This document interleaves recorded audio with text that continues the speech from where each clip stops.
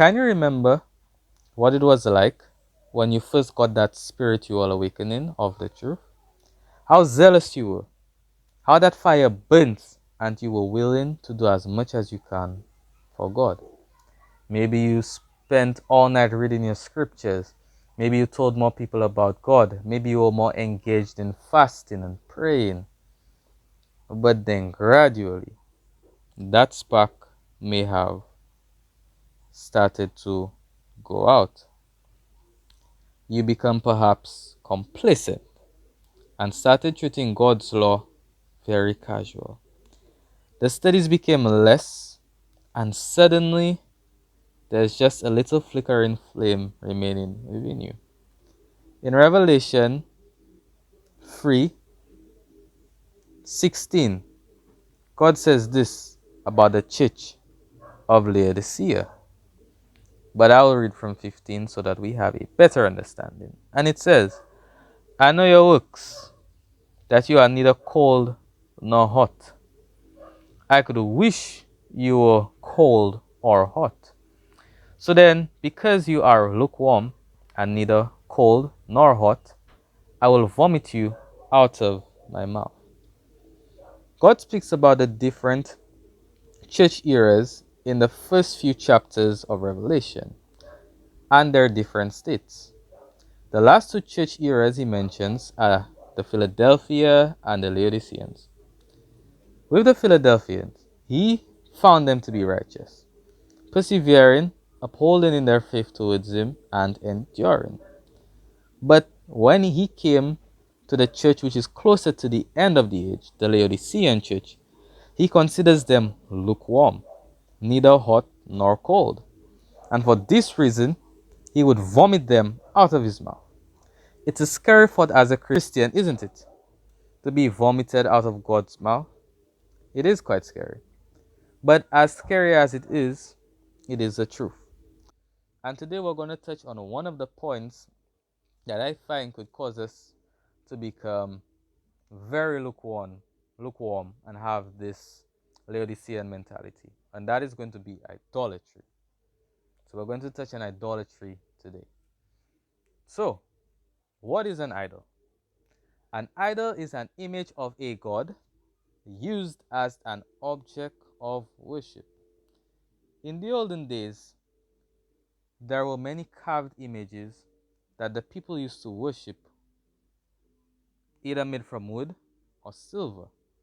And places like Ezekiel 20:16 makes references to that, Amos 5:25 to 26, and many other places speaks about the idol worshiping that displays God from the people. All right.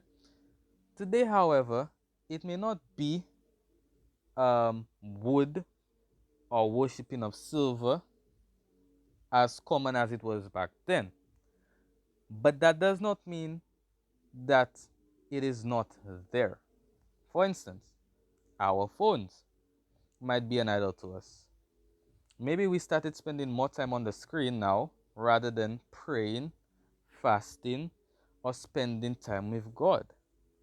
And even more so, perhaps sports can be another form of idolatry as well.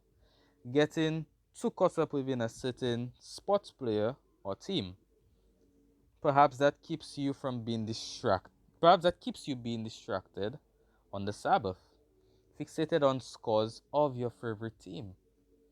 And then even bodily idolatry, which is more vibrant now with everyone being focused on pushing themselves to a limit within the gym, being concerned in how we look, speak, overeating, eating less, getting bigger, getting smaller, tattoos, face modifications, and all these things collectively could be gods to us. And we could tend to fall into the trap of thinking that it is very innocent. And this is where we could be deceiving ourselves, not forgetting that there are many earthly members of the body which we ourselves need to try to get out of. This is why in Colossians 3, verse 5 to 7, it says, therefore put to death your members which are on the earth, fornication, uncleanness, passion, evil desire, and covetousness, which is idolatry. Because of these things, the wrath of God is coming upon the sons of disobedience, in which you yourself once walked when you lived in them. So here it is seen that we need to put to rest our earthly members, these passions, these desires which are not from God, the things that hinder us from having a relationship with God, and what stops us from continuing that zeal that we once had with God. See, right now, a lot of modern idolatry is a bit undermined because it is so subtle and so gentle. We do not even look at it as idolatry. Though we may know that we may be spending more time with something else, we do not label it idolatry, but they are all forms of idolatry. So, as Christians, in getting our zeal back, in getting our way back, we need to be very careful, because these things could start to dampen our relationship with God. And the first commandment is that we should have no other gods before him.